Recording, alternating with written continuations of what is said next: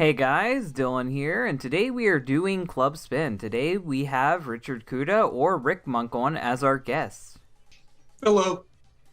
So I am really excited for this. I didn't plan on doing too many of these guest episodes, but if people keep reaching out and they're people that actually have a name in the Sonic community, I guess I'll keep doing these. So I guess if Chris Chan's really the next step up. If he decides to want on this, I'll let him on.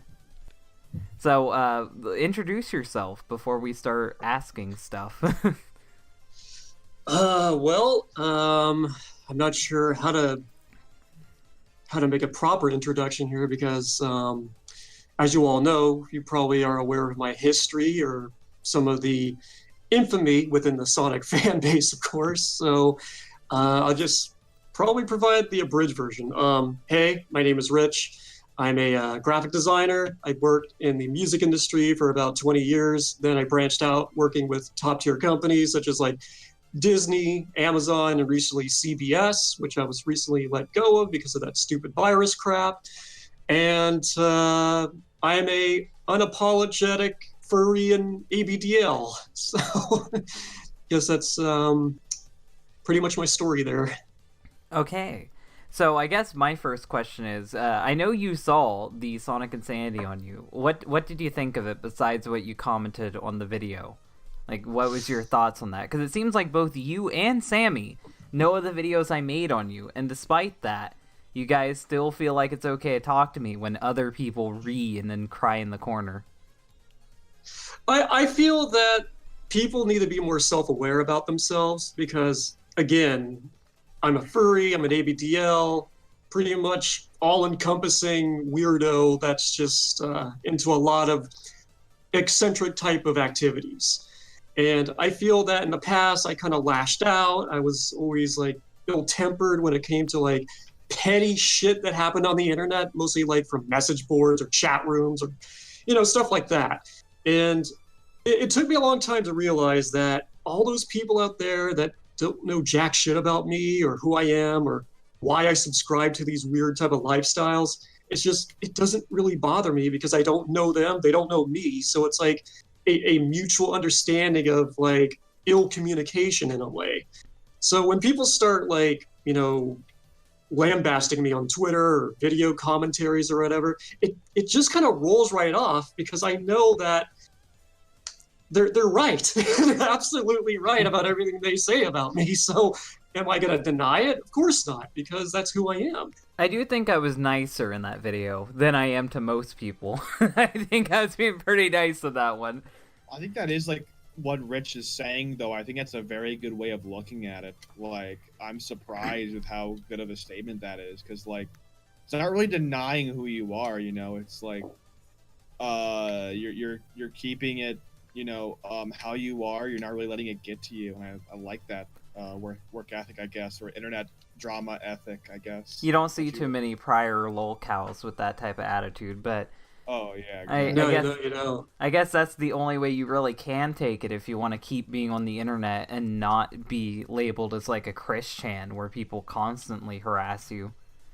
Well, it almost came to that point, like almost like 10 or so years ago, because again, all I ever did was just like go on message boards and chat rooms and attack people because of my views and their views. We get into these heated debates where I took like so seriously to the point where it just dominated my life. And that was kind of like my downfall. And people started, making these horrible rumors about my lifestyle when they didn't know jack shit about me, because here I am working in the music industry, networking with all these indie rock bands in the San Francisco Bay Area.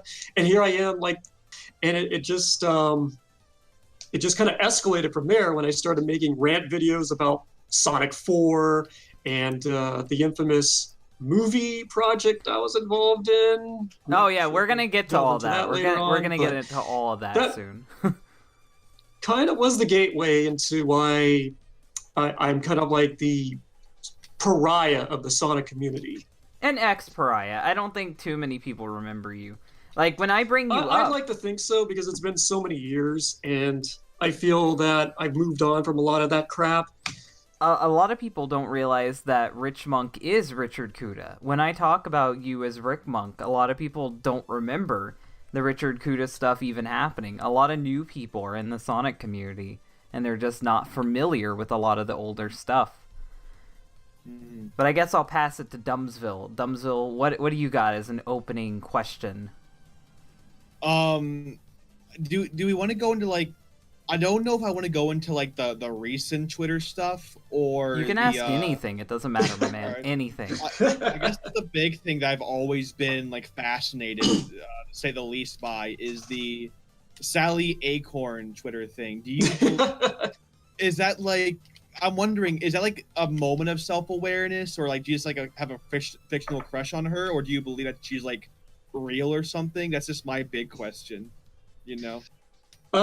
Yeah, I get a lot of questions about that too, because people send me private messages and they have this assumption, hey, are you taking this seriously? I mean, do you really think that you're dating her? It's like, come on. No, I mean, it's all role play. And I kind of got into this about 2 years ago when the Archie comics was canceled and the Sonic franchise was going in a whole different direction.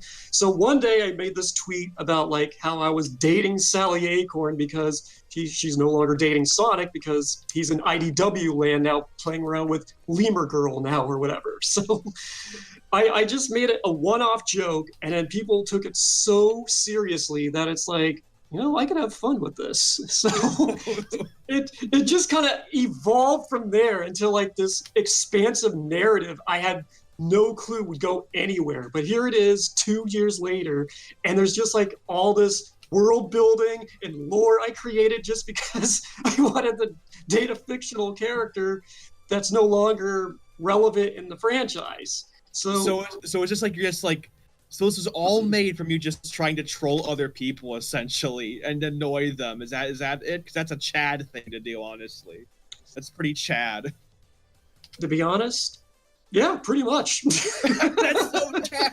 I do feel like myself though. I would be lying if I didn't interrupt and say there is some wish fulfillment going on there. It's not completely just the fuck with people. No, because as I mentioned, it's all the above. I've always had I mean, I'm gonna be sincere. Ever since I was a kid, I've always had a crush on that character, especially like during the Sat AM series, the comic books, and it's just, when you're developing hormones, when you're like junior high, early high school age, and you're kind of like the socially awkward nerd that nobody will hang out with. You just kind of resort to fiction and certain escapism type. There's a lot of people in the fucking anime community that would heavily relate with you at this moment. No, I don't blame them either, because I've seen what they're into. But Danny, I guess it's your turn. Go for it. See, I think Dumbsville actually took my question because that's what I was saving. So thanks, Well, Dumbsville. improv. You're welcome. Improv. You're Come welcome. up with a new one on the spot. Does it have to be Sonic related or Any Page question. related? Any question. Yeah, It doesn't good matter. Question. This Right, is dude, about him today. Any question you've got about him, go for it. Well, you said you work in the music industry. I've got roots from the music industry myself, like in the family. So, like, what kind of stuff do you do in the music industry? I started out designing like album covers, posters, flyers, T-shirts for like my friends' local rock bands. So basically, I started like going to concerts and started supporting my friends' bands, and it just kind of snowballed from there. Where I started my own freelance business, a thirstybottle.net, which yes is a real site, Dylan. And I thought it was legit just for show. I never know how far people go with this shit. No, it's completely understandable because I kind of fused together my fantasy with my business, and it actually kind of helped in a way. But yeah, so basically I started out working with like a lot of small-time indie bands in the Bay Area, which was mostly my friends.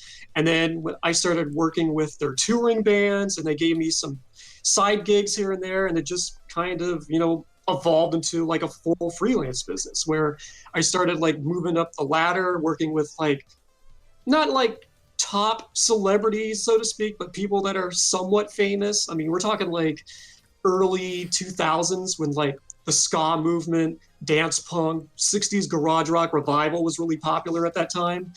And if you actually go to my portfolio, you'll see like an archive of like all the different album covers I designed during that era. And it's so nostalgic to look at these days because that music just doesn't exist anymore. It was just like a pocket of time that just came and went.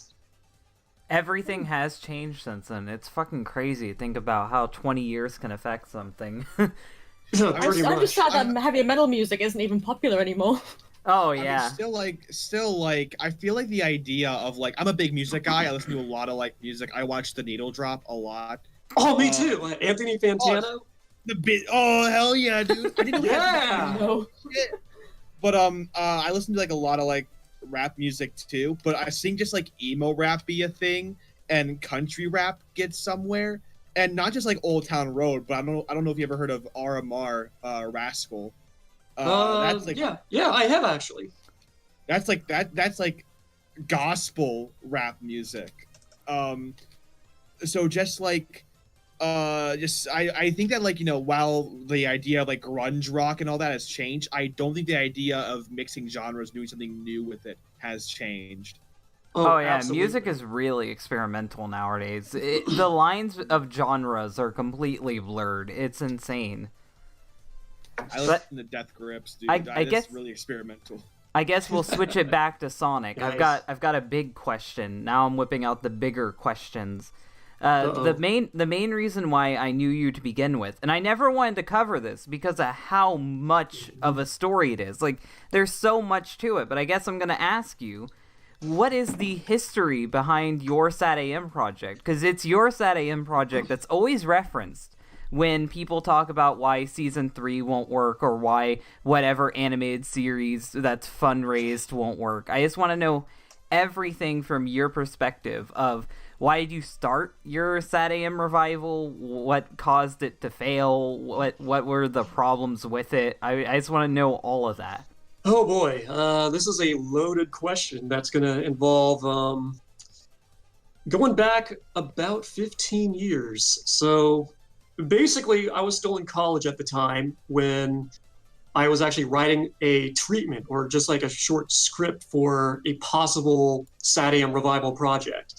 And I remember being constantly on Fans United for Sonic forums and Sonic HQ, Sonic Stadium, because back in the mid 2000s, I practically lived on those forums.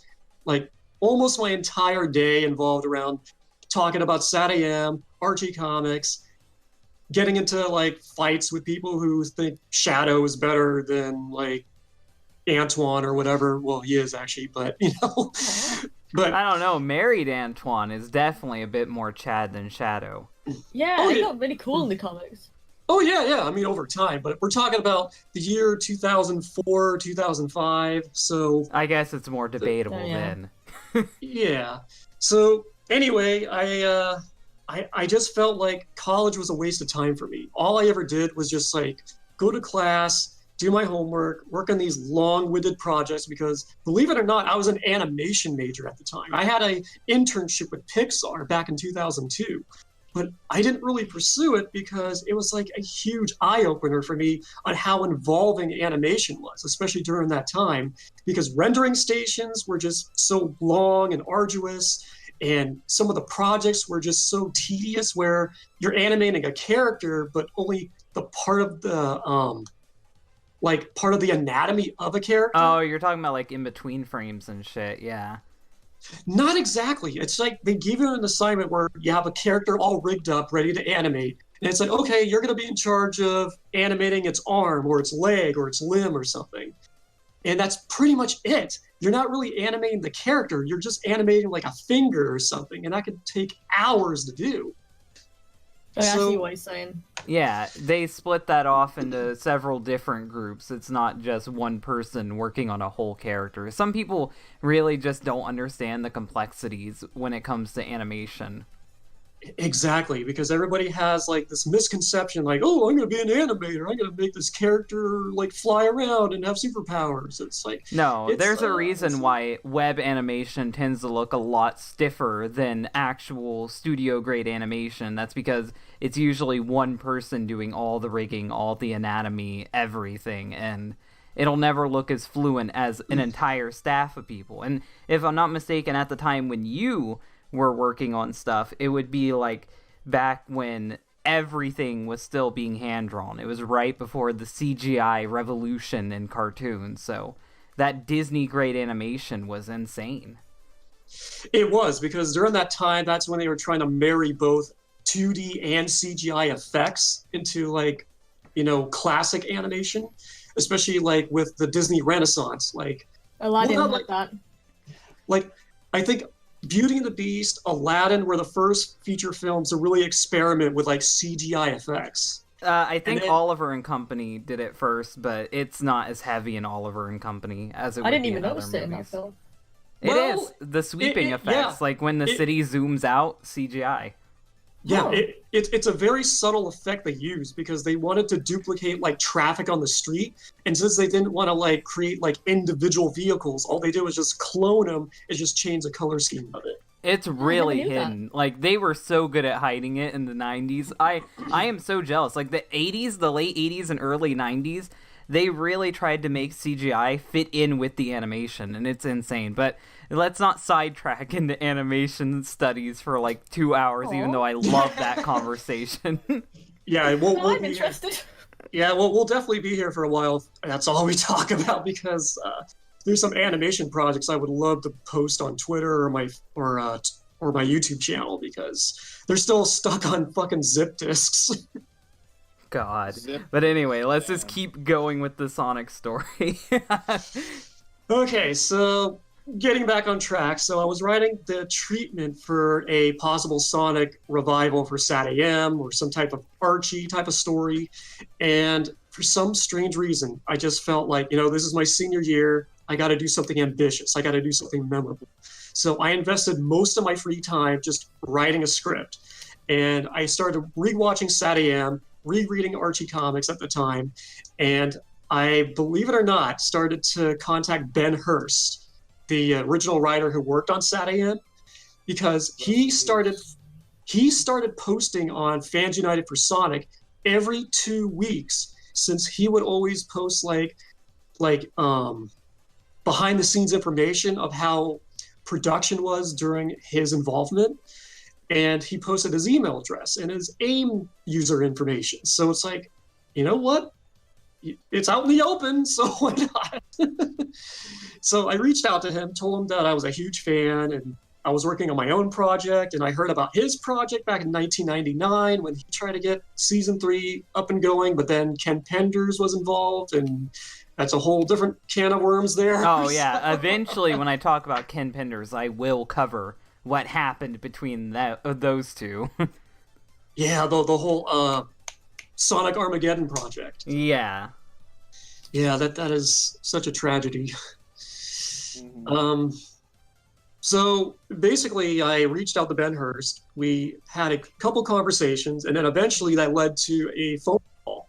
And I told him my plans on how I wanted to carry his torch to get his project off the ground. So it's like, do you have any scripts lying around, any outlines or anything? It's like, all I have is just like a couple notes from season 3, which is like open to the public. So if you want to do that, you're kind of not surprising anybody. So his suggestion was to do something completely original, like my own project, so I'm not borrowing from anybody else. But he said it would be interesting if you took elements or like the entire Sonic franchise and just like did something to appease everybody instead of just a niche audience. So basically you have like the Archie comics, you have the video games, you have SatAM, you got all this into a nice little dichotomy that people enjoy, instead of just like isolating your audience, if that kind of makes sense. Yeah, I get it. I'm just listening. Yeah. So anyway, I got his approval, and it's like, okay, well, you know, if you ever want to get involved, just let me know. And it's like, I went to work, started working on a whole script. It was about 90 pages or so, and the original draft was strictly SatAM and Archie based. There was no alterations. There was no like continuity errors, because that's, well, different story we'll get into. So I have the first draft laid out, and then right when I graduated college, I immediately contacted Sega of America. And I didn't know what to expect. I probably thought I was just throwing my stuff out in the wind there and I would never get any reply. But soon enough, I got a response from Sega's licensing department. And they wanted to meet with me in San Francisco because that's where their headquarters was at the time. And I got all never dressed realized it up got and- that far. I never knew it got that far. It did. And it gets even more Well, interesting from there. My question is like, because did you have like a resume during that time or not really? No, because at the time, all I was doing is just designing album covers for rock bands. So it was very minimal at that time. So my question is, so Sega wanted to meet with you. It's kind of weird because you're kind of like at the time a very small person. Exactly. Right, that's definitely weird. Why do you think they chose you? Well, I told them that I had conversations with Ben Hurst because they're aware that he worked on the Saddam cartoon and Sonic Underground and all that. So he had an established history already with the company. So it's kind of So like that- you got a recommendation in that way. Technically, because he didn't really provide one, I just basically mentioned his name and they was like, oh yeah, he worked on that cartoon and all that. It's like, yeah. So he kind of suggested that I write this script and do something completely original for the 2000s. And it just kind of moved on from there since it was, I forgot his name, Robert Lefner, because there was Robert Lefner and Robert Leitner. They both worked for the same department, so it's kind of confusing. So at the time, this was around spring 2006, I met with Robert Lefner and I pitched him my idea. I showed him my script. I didn't have any concept art except for like a video playing like the original Saddam intro and just a couple comics that I brought with me just to give a frame of reference. And I told him that, hey, people are still into this part of the franchise. The comics are still going strong and I feel this is the appropriate time to revive this series. And he was like, well, did you think about a feature film? It's like, what? Yeah, I mean, if you want to actually do something that's more ambitious and will get attention from Hollywood, pitch it as a film, not a TV series. And I was like, well, that's not exactly what I planned, but it's definitely an idea to consider. Okay. So he gave me some notes. It's like, okay, here's what I want you to do. It's almost like a scavenger hunt. So he gave me a list of things I had to do in order to gain Sega of Japan's approval. Oh, that's a hard one. Sega of Japan is very hard to win over, especially when it's ideas coming from Sega of America. Exactly. And remember, this is the time when Sega of Japan had like full control over the franchise. Yeah. So this is like a couple years after, Sonic Adventure and all that. So basically, any idea or concept that came through their offices, Sega of Japan had the final say on everything. That is a difficult crowd to win over, especially with the language and like the language barrier and like the cultural barrier. That's an insane task for him to ask you to do. It was. So basically, it's like if you want attention from like these big time studios, you got to have like a pitch package. You need to have concept art, storyboards, like a treatment for like a possible trilogy. Who are the actors? Like this whole laundry list that had to be compiled. So within the next several months, I started making my rounds on Craigslist, DeviantArt, contacting various Sonic artists that were out there who well, willing to help me. That at least clears up one misconception. I always figured that you just were some crazy guy who decided, I'm going to do this. Hey, you random fucking guy on Craigslist, come and be in my Sonic movie. At least it changes the scope of everything, because you had acknowledgement from the corporation to start doing this. So that makes it a completely different thing. Exactly. And for many years, people misconstrued that, thinking that I was doing this out of my own accord when I really had permission from Sega to do it. See, I didn't even know that. I thought you were just some nutcase like Chris Chan trying to shill Sonichu. That's really what it seemed like. But like everyone else, I've only been getting secondhand information for the past like 15 years. It's not very reliable. Right. But anyway, continue on with your story. We're meeting the Ephesus, so where the internet started to get involved. I'm really interested because this is the part where I know of. This is the part that has been documented everywhere. Yeah, especially since it's posted on a certain website I'm not going to mention. Yeah, so basically I started contacting all these Sonic artists from like DeviantArt and Craigslist. And I told them about, hey, I'm working on a Sonic feature film, and can you keep this confidential since we're actually pitching this to Hollywood studios? And we got to work. I recruited someone infamous in the Sonic community at the time. He went by the name Chad the Cartoon Nut. So basically, I recruited Chad the Cartoon Nut. Maybe people out there will remember who he is, but I'm just going to throw that out there because he just disappeared from the internet back in 2010. It was never heard of again. But basically, it was him, his girlfriend at the time. I'm not going to say her name. And I think 2 other people from Fans United for Sonic, Fuse. Yeah. And basically, I had this whole team assembled, and we just started going to work. I became like their art director to make sure that every character was on frame and it was faithful to the original designs from the cartoon show. So once we had that all laid out, then I started designing like the posters and the flyers and the pitch package itself. So I had like 30 pages of PDFs. So I had like this whole pitch presentation ready when I go to like various studios to make my my presentation. So basically, I had this team assembled, and the one thing that I was missing was representation, and that's the only way you could pitch anything to movie studios. So I signed up for IMDb Pro, which was like $100 a month that gives you complete access to like entertainment studios, representation agents. And I started just collecting all these emails and just like fired them off on a daily basis, hoping someone would get back to me.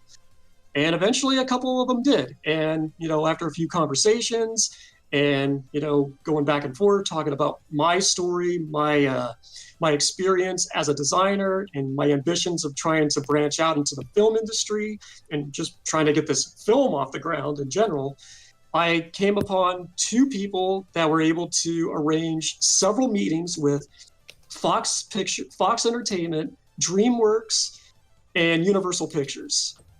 So throughout the summer of 2006 through the beginning of 2007, it was just nothing but like back and forth going to pitch meetings. So every time they needed something from me, it's like, hey, we got you a meeting with Fox. We need you to create this, this, and this. They want these types of folders. They want these posters set up this way.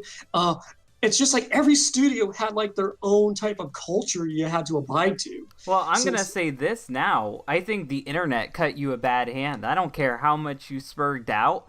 You were actually doing it. Like, I've seen multiple videos of people saying the failed Sonic movie pitches, and you never got mentioned, and that's not fair, because you got further than Ken. Fucking Ken just had a shitty thing where his daughter's like, what if Sonic was real? Meanwhile, you actually were fucking doing this shit. You see, that's what blows my mind, because people are aware of my efforts, but they never talk about it. It seems like you got cut a bad hand, because you were actually further along than Ken got. Absolutely. And in fact, every time I bring that up in Twitter, it's like people are like, well, I never heard of this. And then it's like, it's pretty much public. I mean, people knew about this way back in 2007, 2008, when I publicly said I pitched a movie and I failed. I mean, let's continue on to the failing part then, because I'm just genuinely shocked that you made it that far. That's crazy. Well, So interesting. I have a very interesting story about DreamWorks. And you are not going to believe what their idea was in order to like their alterations to the script. So let's flash forward to DreamWorks. This is the most hilarious pitch I have ever been to. So I make my pitch, doing the presentation, and then they start chiming in. It's like, hey, that's a really interesting idea. I mean, it sounds like Shrek in a way. Wait, what? And it's like, I was like, no, not at all. And then people in the room, all these executives and like producers and shit, they start pitching these horrible ideas to make revisions to the script. It's like, hey, maybe we could make this like Shrek. Yeah, we can make Robotnik a stupid, dumb, fat guy who farts all the time. What? For real? What? I am not joking. They wanted to turn this epic picture of mine into something degrading and laughable. Oh my god. Well, nowadays Sounds that more- would be sounds more welcomed. fair. Today's But Sonic community would fucking welcome that with open arms. They've had like 10 years of baldy nose hair, but I feel really bad that fucking DreamWorks wanted that well before the Sonic reputation was even in the dirt. Yeah, but it gets worse. They're like, hey, you said this Sally character, she has like this cell phone or whatever. Hey, I got an idea. What if she's text messaging and we make a joke out of that? It's like she's constantly on her phone because she's so addicted to it. So they were gonna You turn her know? into a Valley You know? girl? Huh? They were gonna turn Sally Acorn What? into a Valley girl? It's not a cell phone. Was he referring to Nicole? Oh, Is that what he was it referring was to? so cringeworthy to where it's Yeah. like, I do not want this to go forward. Nicole is the iPhone. Yikes. No. That's insane. I can't believe that How they dare wanted they? to do that. So anyway, it was a disaster pitch, and I did my best to make it fail as much as possible because I did not want DreamWorks to have their grubby mitts on this. I can't fucking blame you. Like, it seemed like they didn't even know what the fuck a Sonic was. No, and that's what really blew my mind. It's like, no, remember, I just showed you the introduction to this cartoon. Here's a couple of the comics. I mean, we're trying to uphold the integrity of this property here, not degrade it. Can I just say, you know what that kind of reminds me of? Like, I don't know if you are aware of this, but have you seen that Ratchet and Clank movie that came out a few years ago? Oh, yeah. That was very much like the way you described the way DreamWorks wanted to pitch that Sonic movie. It sounds a lot like how the Ratchet and Clank movie was handled, where it was all about texting jokes and making the villain really comedic, when the original games were all about dark, really heavy stuff, you know? Yeah, it was such a Or hell, huge kind of what approach. they did with the current Sonic movie. Because no matter how much we say it's a good movie, which it is, they did kind of modernize it. Sonic's flossing, they're Yeah. making lol random fucking jokes. It's not representative of the games, except for like the current Roger Craig shit.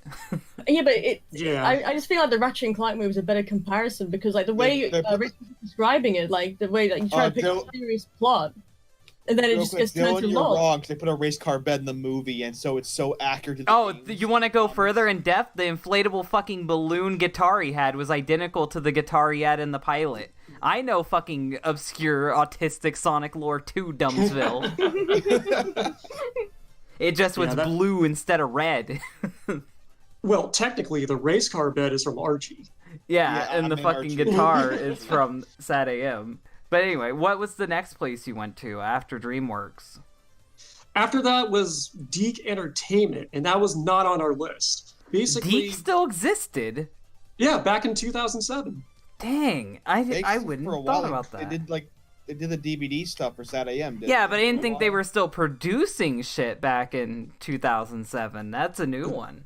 They were, because I remember walking through those hallways. There was like all these pictures of all these cartoons they did from the 80s up into the 2000s, because like they did Carmen Sandiego around that time, I think, and some educational show. I forgot what it was called. But yeah, they were still in business around 2000s. Yeah, late 2007, because that's when they released the DVD box set of, Okay, of 'cause Sad AM. I knew they were still like releasing their old stuff for a while. I didn't realize they were still making new stuff and accepting new pitches. I thought they were just banking off of their old reputation at that point. They kind of were, but I think they were just at their last closing point. That's since- what I thought, because like they went under shortly afterwards and sold out. Yeah, because this Canadian company, Cookie Jar Entertainment, bought them out in 2008. Yeah, and then they've been handling stuff since then. I think they might have got acquired recently, though. I think even Cookie Jar is gone now. It is such a convoluted fucking legality thing that's going on with That's this. what happens, though. That's just the business. People I mean, don't. There's people out there who don't even realize that Cartoon Network is owned by AT&T at this moment. It's crazy. It is. I mean, first you have Deke Entertainment, which was bought up by Cookie Jar, which was bought up by DHX Media, which was recently bought up by Wild Brain. Yeah. I thought it got handed over a couple more times. Yeah, because if you go on the Wild Brain YouTube channel, they're streaming all the SatAM cartoons. Yeah, and they've been episodes. They've been shilling SatAM to several different networks on like Roku. There's like a few different Roku TV channels that play SatAM. So it's crazy how the rights get around like that. But anyway, tell us how your Deke interview went. So basically, this was random. My agent contacted me saying, "Hey, you know that company that produced the show? We got a hold of them. They're interested in seeing your pitch." It's like, what? You mean like Deke Productions? Yeah, that very company. It's like, you gotta be kidding me. So we went to the pitch meeting. I told them about my idea, showed them my script, the concept art. They immediately loved it.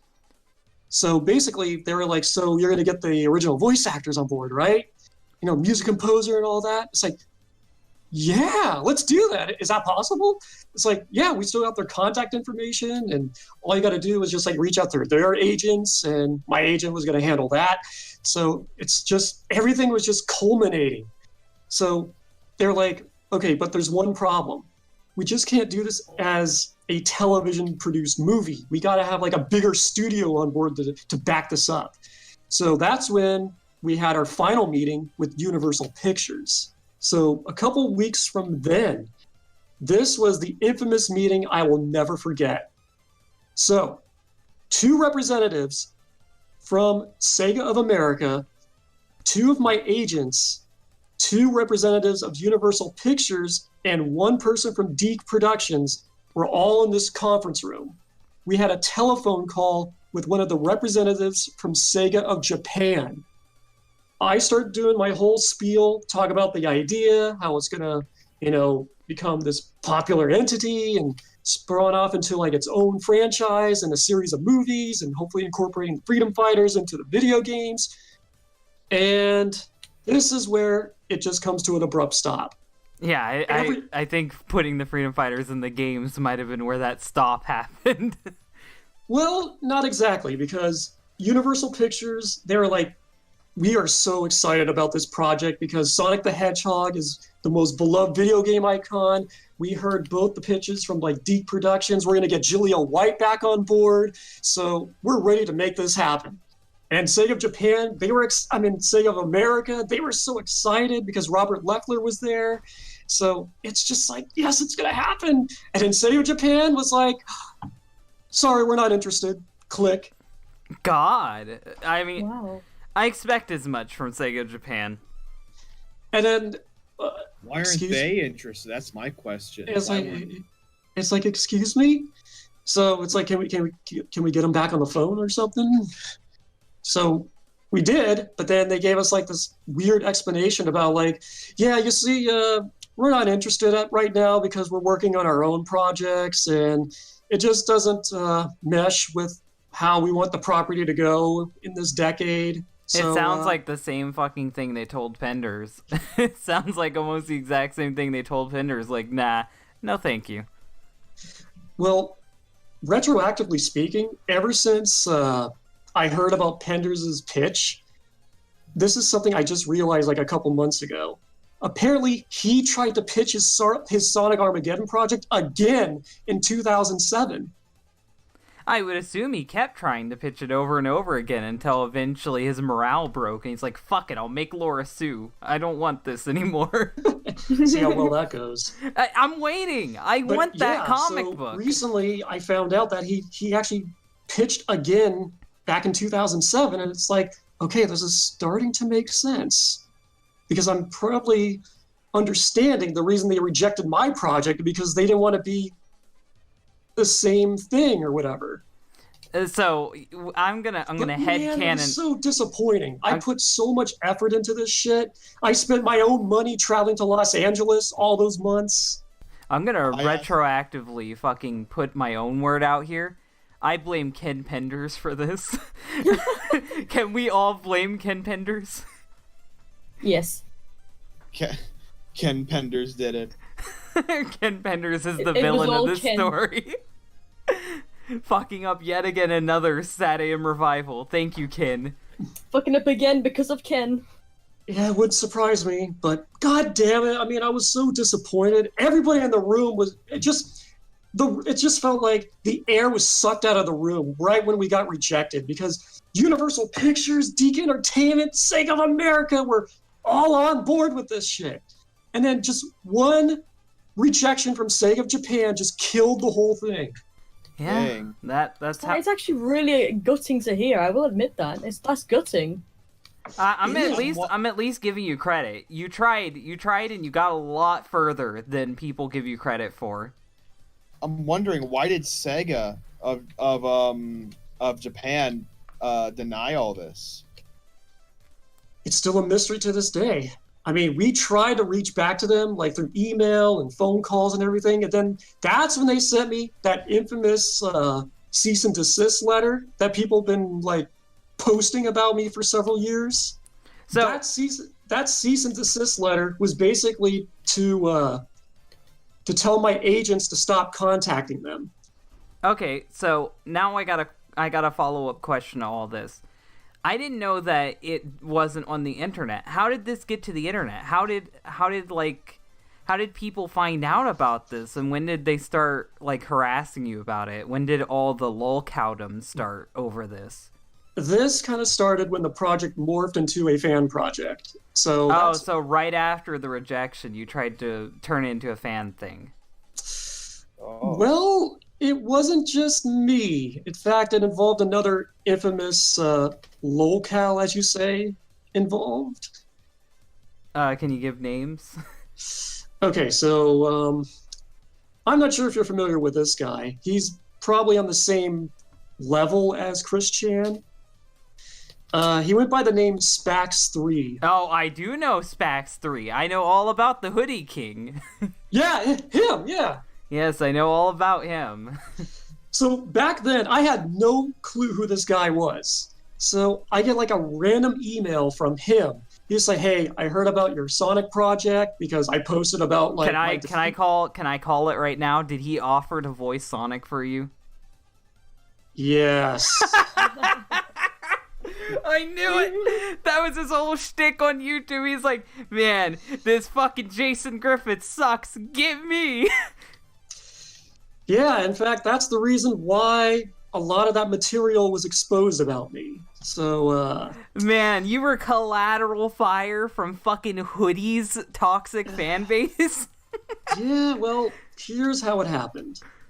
I got pissed off about being rejected. I put this stupid, long-winded defeat letter on MySpace at the time because it was 2007. Dang. And it's like, so I got a confession to make, guys. I was pitching a Sonic movie for the last 2 years, and here's what I did, blah, blah, blah. And I posted like some of the artwork and my script and everything just to say, you know what, this is what I was doing, and I wanted to move on. So then, days later, I get an email from this guy named Spax3, because that's what he called himself. And it's like, hey man, I'm really sorry about your project, but I have an idea. We could turn this into a fan project. I have my own crew. I have my own voice actors on board. We can make this happen. Just like, you know, maybe we could arrange a Skype call or something. We could discuss more. It's like, okay. I have no idea who you are, but if you want to help, sure. And, well, we had a very interesting conversation since he brought in some other people in the Skype call. I was expecting it just to be a solo call between me and him, but he started bringing in like other people in the call, which I was not expecting. Yeah, it sounds So- like he's trying to take over your project from what I'm hearing. Exactly, because all he did was talk about, yep, so I'm going to be Sonic, and excuse me? We didn't discuss this. So he's talking to his crew like he already established everything that's going to happen. And it's like, whoa, dude. It's like, we haven't really, gone through all the details here. It's like, you guys don't even have a script yet. And it's like, yeah, well, you see, I'm kind of, known for doing like fan dubs on YouTube. And Which I are did, like, terrible. they were god awful. Yes, I've heard them. I've heard them. He showed me like a couple examples from his so-called portfolio, and they were terrible Sonic X dubs. Yes, that's exactly what I was talking about. He had a whole campaign where, in case you guys didn't know this, I'll briefly summarize this now. He had a whole campaign where he went on whatever social media was around, trying to get the 4Kids dub fired, and having him and some random fucking internet nobodies replace Sonic and Friends, and their mics were terrible. You could hear reverb. It was so fucking awful. It was unexcusably bad. I know about that because he lives in my area, and he posted flyers on like telephone poles about yes, like, trying to like abolish 4Kids. Abolish 4Kids. Oh my god. And it's just like, I'm looking at these flyers, and it's like, he had way too much time with this. So what was he trying to do? Like, what all were they trying to do to your project? I hate to be this guy, and I'm probably going to get a lot of flack for even saying this. We all know the Sonic fan base or community or whatever is infamous for having a lot of autistic people involved. And the thing that really surprised me is the fact that his entire crew happened to be on the spectrum. Really? I didn't know that. I knew they all acted dumb. I just didn't know they actually were autistic. They were, and they made it to the point where they made that loud and clear. Loud emphasis, yes. Because it's like they always pulled the sympathy card on me, which pissed me off. Every time I had to give them direction or critique, they would always just like fly off the handle, lose their temper, tell me I'm a horrible person, and make blackmail comments about me. I fully believe you. I've heard everything about I'm fucking gonna post Spax. this on Encyclopedia Dramatica, what you said.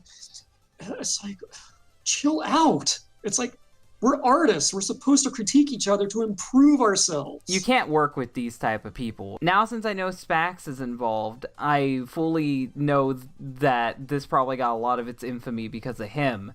But I know that you also did some stupid shit. So what made you do stupid stuff involving this? Like, what caused your, like, rants about this project?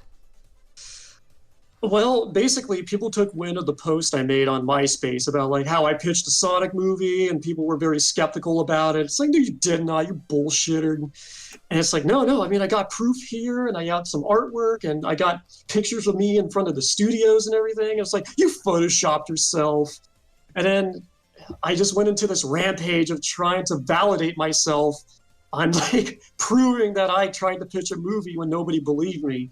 And then it got to the point where it started to annoy some of the admins of Sonic Stadium and Fuse, Fans United for SatAM, and they made threatening remarks about like, if you start spreading more lies, we're gonna post an Encyclopedia Dramatica article about you.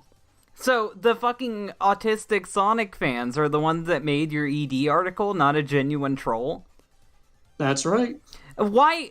Okay, I am starting to not like any of ED, because this is the third time I've heard an autist going on ED to fucking do shit. Jesse Pajamas also fucking behaved like this. If you are on the spectrum, you are not allowed to use this shit. I'm being that guy. I am gatekeeping. You are not allowed. Stay away. And the thing I want to preface to everybody out there, I don't have a thing against people with autism or Asperger's or whatever. It's just, there's just too many people out there that use it as a crutch to defend themselves for their actions. With all the people I've covered, I fully fucking believe you on that regard. And it's just like, oh, be kind to me, I'm autistic. It's like, well, that doesn't excuse the shit you did. I think it's like a fact. I think it's like I've known way too many people who are on the spectrum, and I'm one. I'm technically one of them because I have ADD and ADHD. But like, people use it as like an excuse for all their stupid actions. You know, exactly. Like, it's like the thing is like mental health and being on the spectrum is not an excuse.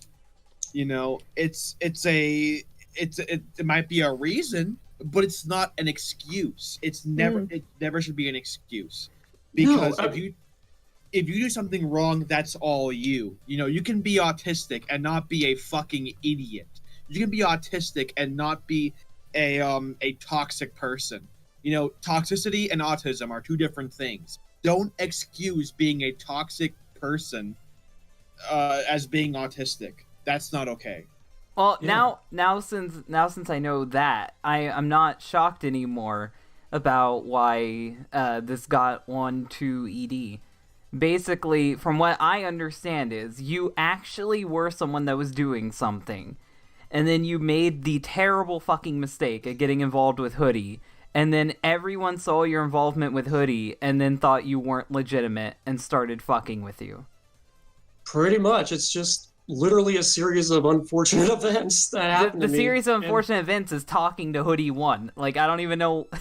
Oh, God. I mean, I guess I can't blame you because you didn't know who he was, but terrible, terrible mistake. it was, because Life-altering mistake. in hindsight, if I could just go back in time and stop myself from that conversation, I don't think we would have any type of conflict going on between my history, my reputation, and I am almost certain the fan film would have happened. Well, now I feel bad, because when I heard Season 3 was happening, one of my main complaints to the people involved, and I talked to some of the people involved, I said, do not get Richard Kuta on this. So I guess I feel a little bad now, but I guess my next question is, and I think this should be the end of this conversation, of this part of the conversation, is those two animated trailers you made, how did those come to be? Like, how did you pay someone to do that? Were they part of the project? Were they a freelancer? What happened with that? That was still part of the fan project that Spax and his crew were involved with. But basically, I personally took my own paychecks because at the time I was freelancing, basically still doing album covers, posters at the time, doing that full time basically.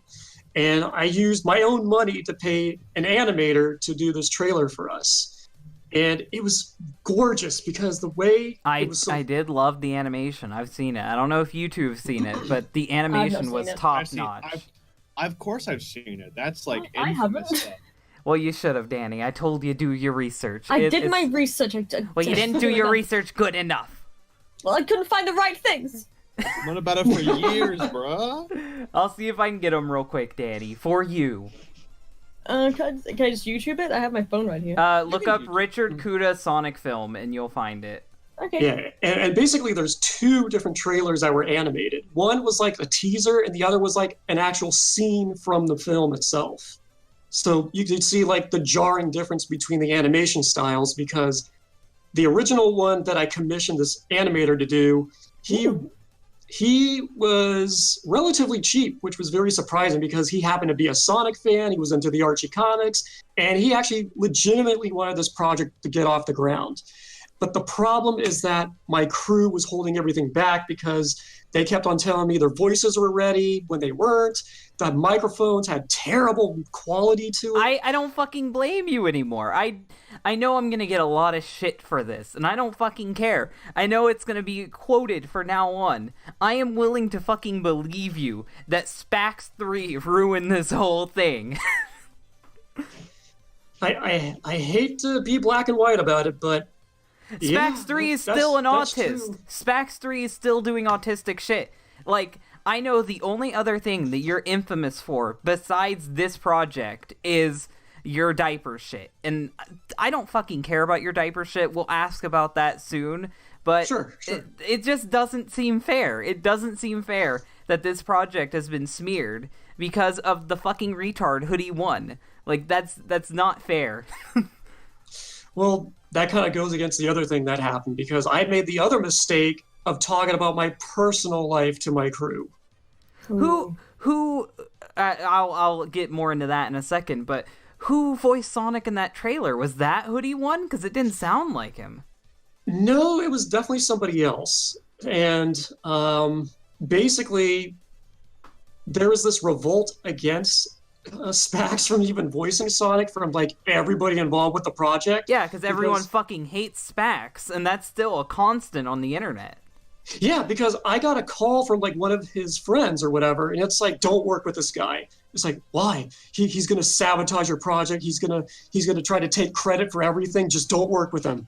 It's like, okay. It's like, trust me. I worked with 3 projects with him. He stole all my work and took credit for He it. ruins everything he touches. Everything he touches. I'm willing to give you the benefit of the doubt because this man is the Black Plague for any project ever. I've seen him ruin so many things that had potential just because he's that fucking inept. I'm know. willing to believe you. I am willing to believe you. If it would have been anyone else, if it would have been random Bob Joe that ruined this, I would have been highly skeptical. But if it's Hoodie 1, yeah, fuck it. I'm 100% convinced he is worse than you. Yeah, and it's such a tragedy too because every time I think of back working with that guy and his crew, and it's just They were all crazy. I could have done so much better. They and were that's- and all that's- crazy. And that's what my animator friend wanted to do. It's like these voices are terrible. I know some people that got really helped the project out. I know some good voice actors.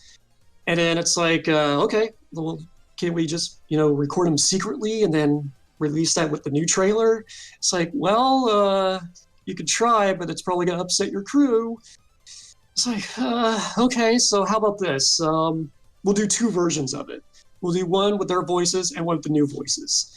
So then I thought, hey, this would be a good backup plan. But then I thought, no, wait, we got to post the ones with the voices we recorded with Spax's crew because then they're going to get upset. They're going to make like threatening remarks about blackmail and all this other shit to attack me. So it's like, I want to avoid that as much as possible.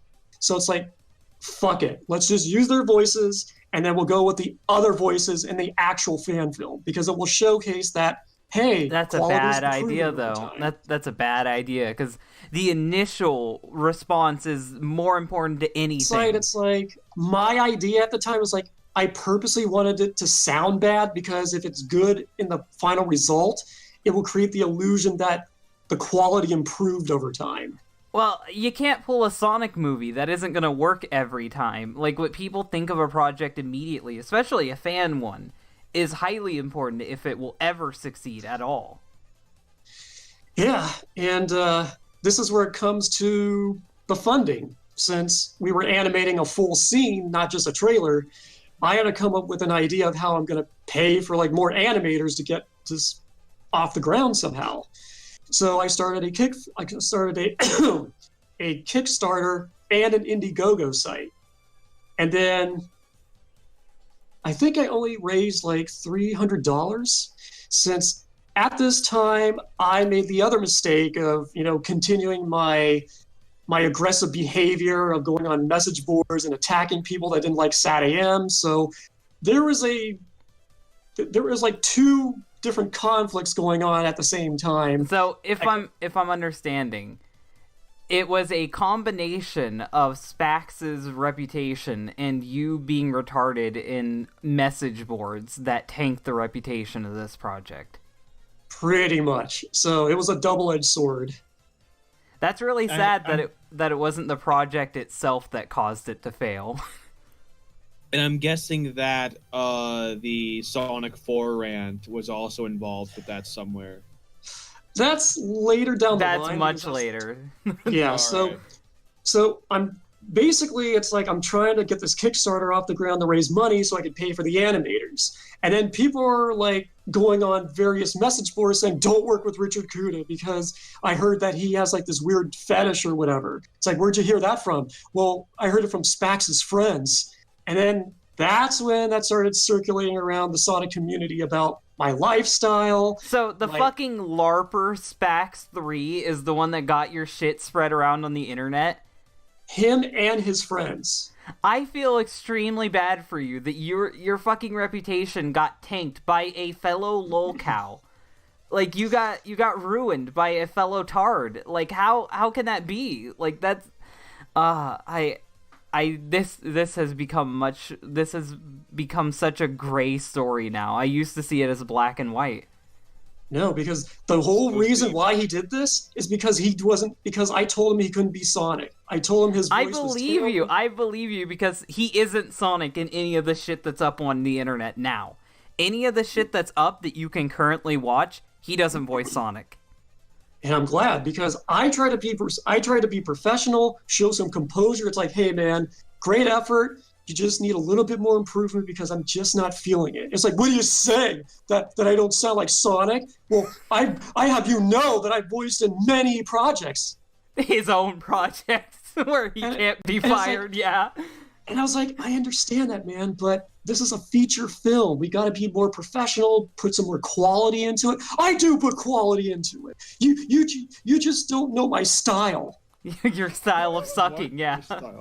So then he got all pissy about it, like making these threatening remarks about destroying my reputation. And it's like, oh shit, I told him about my personal life. I'm fucked. I thought it was trolls that found you, and then they learned how to poke at you and then get you angry. But it sounds like to me that you gave all this shit in the confidence that they wouldn't leak it, and then you pissed off the tards, and the tards slapped back. Yeah, that was a major mistake.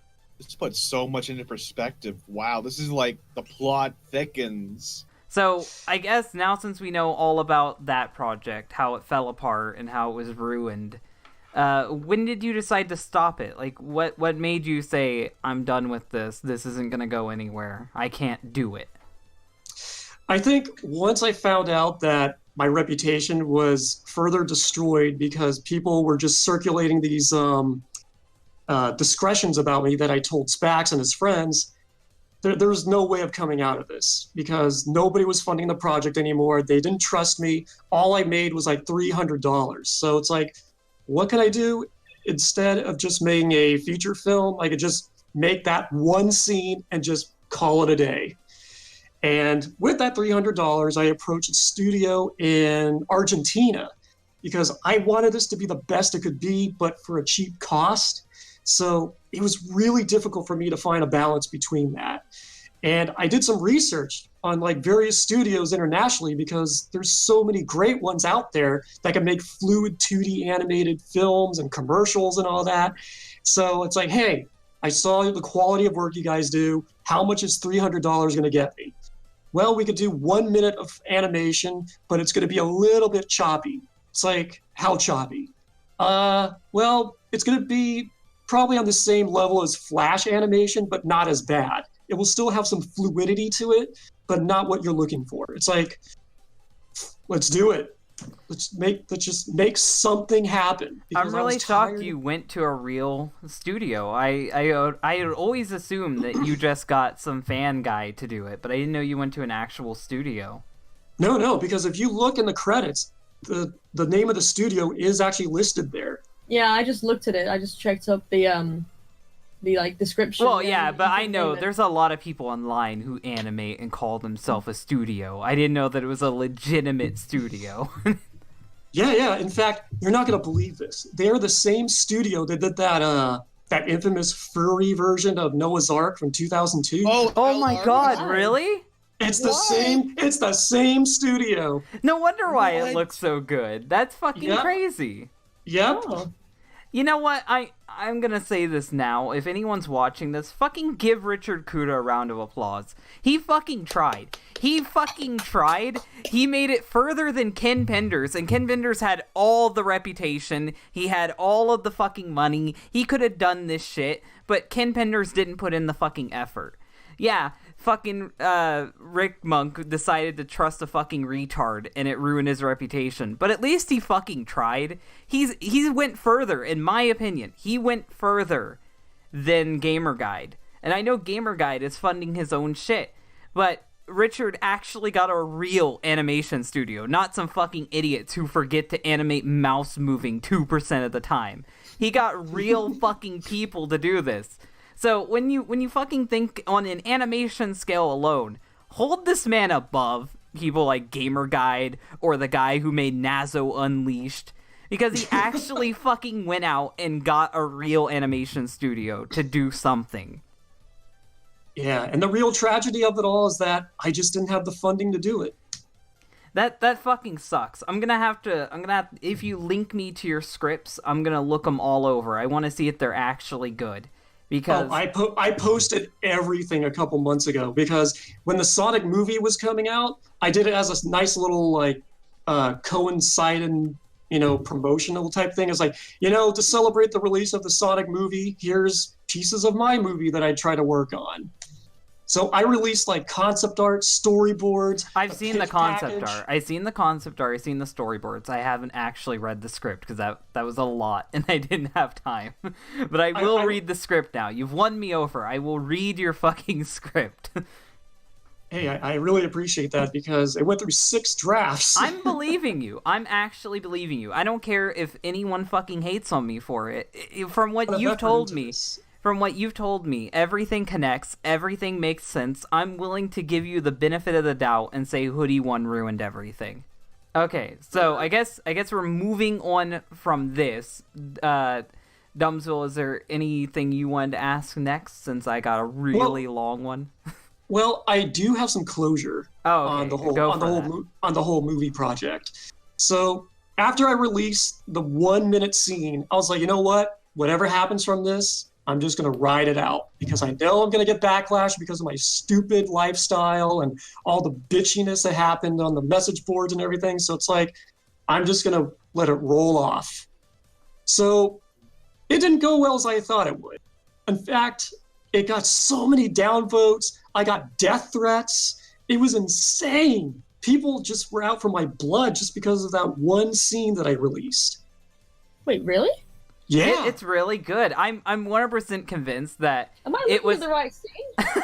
I'm 100% convinced that it wasn't genuine outrage. It was a mixture of people you pissed off on a message board and fucking Hoodie 1 fans. I'm 100% convinced that's what happened because I've had similar shit happen to me in the Sonic community. They literally blacklisted you before blacklisting was a fucking thing. Yeah, cancel culture. To be fair, like, the trailer was, I think, I saw parodies of it by other people. A lot of them were very satirical. I feel like part of it was mainly the voice acting as well. Yeah, because those are the original voice actors that Spax used. Oh, that okay. makes sense. Okay, And also so I guess some of I the can't blame them for that. I feel like the Darwin line was also a big one too. These I mean, it's gonna be I'm looking at the right cringy. scene. It's gonna be Well- cringy. It's a fucking Sonic thing. You The can't have thing is- Sonic without okay, flossing. I need to clarify the whole Darwin line because people always try to twist information about that. So if you actually read the full script, it starts out on Earth when Robotnik and everybody else is like on primitive Earth. It's the year 2015 at that time because it was written in 2005. And basically it was like a nod to his like scientific genius, his admiration for other scientists and such. And I thought it was a nice parallel between like how Darwin said, survival of the fittest. And guess who survived in Mobius? The Mobians did. Humans died off. I wish I knew that going in, because like at first I'm like, wait a minute, this is on Mobius. So how does Robotic know what Charles Darwin is? That makes sense. I wish I knew that. Well, before going you gotta remember, Mobius is future Earth. That has always been canon in the Archie comics. Yeah. Everything that happened in our history still happened in Mobius. Yeah, you see, the script is that, the first film is basically an origin story of how everything came to be. Like how Robotnik became evil, how Mobius formed, why the Acorn Kingdom fell. I mean, that's all like a culmination within like the first 2 acts. That makes sense. That Well, makes a lot. It more seems sense. like to me, and I'm willing to say this, and this is how I think I'm gonna wrap up this whole little part. It's the failure of this project is a combination of you talking to the wrong people on message boards and getting a little angry, and teaming up with the Hoodie 1. That's what it seems like to me. Every bad thing that happened to this project was solely because of the Hoodie 1 and some retards on a Sonic forum that I don't see any of them fucking doing anything, so I don't care about anything any of those guys have to say. Did I ask real quick? Did I ask the question about why did Sega of Japan? Yeah, not he like- said he doesn't know. He said he doesn't know. Alright. That is Sega still a Japan mystery. won't tell about any of that shit. Sega Japan It's is a- very close-lipped about all of this. It is a mystery to this day.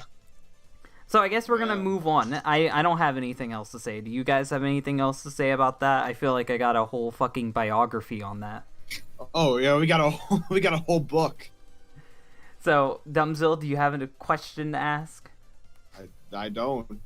Okay, Danny. No, I'm just like sat here in Well, I've complete still got like, more. surprise. I guess, what made you switch to the Rick Monk persona? Was that to escape the Richard Kuta one? Pretty much, because every couple of years or so, I always try to change my username because I'm always branching out and trying to, pursue other endeavors that kind of reflects my new personality. So basically, when my film failed, that's when I just wanted to completely abandon the Sonic fan base. It's like, I'm over, I'm done with this shit, I'm doing it for nearly 15 years at that time. So I just left completely. And believe it or not, that's when the whole My Little Pony craze started surfacing. And, well, I found another fan base to latch onto. But fortunately, I learned my lesson. I learned my lesson not to get too involved in it. So I was more of like a casual observer. I never went on any message boards. I never talked to anybody. I just went on like Equestria Daily, listened to the music, watch a couple reviews, and that's it. I never made friends with bronies, never went to brony meetups, and I am so glad I did, because I heard around 2015 is when the whole fan base just crumbled. They have become 10 times more toxic than the Sonic fandom. But Definitely. I guess another question involving the Rick Monk character. Do you have any plans to do anything with this character? Do you have any goals? Like, I wouldn't say shoot for the stars and try to do animation again, but are you willing to think of like maybe doing your own comic with the Rick Monk character and your own alternate universe with like his adventures and shit? Are you gonna do anything with this character, or is he solely just for marketing and for fun? Well, believe it or not, he started out as a background character for the film. So he was just going to be like a wandering Mobian that would make a quick cameo. So he's a random background Mobian. Do you plan to do anything with him? Like, do you plan to further him, or is he just like your own icon? Well, I'm glad you asked about that, because it kind of circles back to the whole Sally roleplay that goes on Twitter. If you kind of go through my feed, there are some drawings of my character involved with like Sally and I covered that in my characters. Sonic Insanity. I covered that in my Sonic Insanity, that you have like an ongoing plot. That's why I was wondering if you're gonna take some of that and make it into a comic or something. Because I know that you might feel scorned because of the whole animation thing, but you can still do your own comic book stuff. I'm doing my own comic book, and I've inspired a few other people to do their own comics. Comics are very easy to produce. Like, you can pay people pretty cheaply and they'll work with it if they feel your vision is worth investing in. And people are always willing to read comic books, and especially because so many people are scorned by the IDW comics and what happened with Archie. I think that people are always looking for alternatives. Man, I have so much to say about IDW. I mean, we can ask about that in a second, but do you have any aspirations to do a comic or something like that? Now that I got a lot of time on my hands, it's a possibility, because I have really not much going on in terms of other freelance gigs or projects, since the music industry kind of dried up now that everything is being live streamed from their homes, and they have their family members or friends designing their album covers and posters, since they're trying to save money too. So it's hard to say at this point, because I do have a lot of creative inspiration, and there's a lot of recreational artwork that I do on the side now. Since if you go on my Twitter, I actually did some anti-American type of shit. I have seen that. That is something we are going to be talking about in a bit. Yeah, it's kind of spawned some controversy recently, but I gotta tell it how it is. Okay, so I guess another question I have, since I'm the one leading the charge, since these guys have nothing to ask, how do you how do you feel about the Sonic comics? Like, what do you feel like? When did you stop reading them, if you did stop reading them? And what have been your opinion? Because you were there from the beginning of the Archie stuff all the way to the end, and you have been a massive fan of the stuff, enough to try to make a movie and put hundreds of dollars into making your own movie based off of it. So how do you feel about all that? Well, you need to understand that both SatAM and Archie are like the linchpin of why I'm even a Sonic fan. The fact that there was such this epic lore, world building, engaging characters, I have never seen that in like so many different franchises at the time, especially for video games. And at the time, I was like a Nintendo loyalist. So it's like I hated anything involving Sega or even Sonic the Hedgehog or anything like that. It's like Sega was the enemy. And it took me a while to get myself into like the games itself, but believe it or not, it was the SatAM cartoon show that hooked me. It's like, hey, there's a lot of potential in this series. I fucking love this. It's like Star Trek. And I was, believe it or not, a Star Trek fan too, because I was into like sci-fi, fantasy. I read a lot of like science fiction novels at the time because I was such a super nerd back in junior high. So it just came out at the right time. And then when I heard that there was a comic book based on the cartoon, it's like, whoa, I didn't know there was just so much to this franchise and people were not talking about it. Because all you hear about is just like the video games and, you know, the Adventures cartoon, but no one talked about SatAM or the Archie comics. That's like its own subtle thing that you had to really dig into to really find a fan base for, even back then. Since during like the primitive AOL days when people used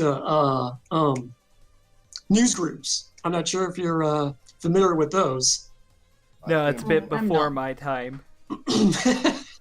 Yeah, so basically when the internet was becoming more ubiquitous at the time, they only had like these news groups which kind of acted as message boards, and you could do a search for whatever topic that interests you. So at the time, you just type in like Sonic the Hedgehog, and there would be like all these people talking about like the comics, the cartoons, and the video games. It was so well organized too. And I was there to witness history when they came up with the name SatAM, because it was their way to distinguish the Adventures from the Saturday morning cartoon, because they aired simultaneously. Yeah. I'm aware of that. And I guess over time, I just got so engaged with like the comic books, because to me, that was like the continuation of SatAM since it ended on a cliffhanger. And they just kept on introducing like other characters, other landscapes, other worlds. They delved into like how the warp rings work. And it's just, I fell in love with this series. And I just felt so baffled why Sega never adapted that into like the games or any other media at that time. Because we're talking around like 96, 97, when like the Sega Saturn came out. It's like, okay, this is when they're going to start adapting the cartoon, the comics into the games. New console, new generation, they're going to do it. Well, upon doing further research, they actually were, but that game was canceled. Every time anyone suggested anything involving SatAM, Sega always responded the same. It was like, good luck with that. Good luck with that. They never fucking saw anything. The only country I can find, if someone can correct me, then please do, that ever gave two shits about SatAM was Australia. Australia fucking loved it. Sally was a canon character over there. No other country embraced it as much as Australia. Yeah, because of the Sega World Amusement Park. Yeah, they fucking love Sally. They had giant statues of her everywhere. Like, it was crazy. I'm aware. But yeah, it just seems like I started to grow bitter over time why Sega was sitting on this gold mine and not utilizing it. Because this could have been their Star Wars. And it just didn't make sense why they were using like generic anime storylines and horribly written dialogue and using like useless characters in their games. Because I remember back when Sonic Adventure was coming out and there was the demo in like a Babbage's or Electronics Boutique, my friends and I got so pissed when they started calling Dr. Robotnik Eggman because it just didn't make sense to us. Well, that was the first thing to ever happen to where they were trying to force the Japanese continuity on American audiences.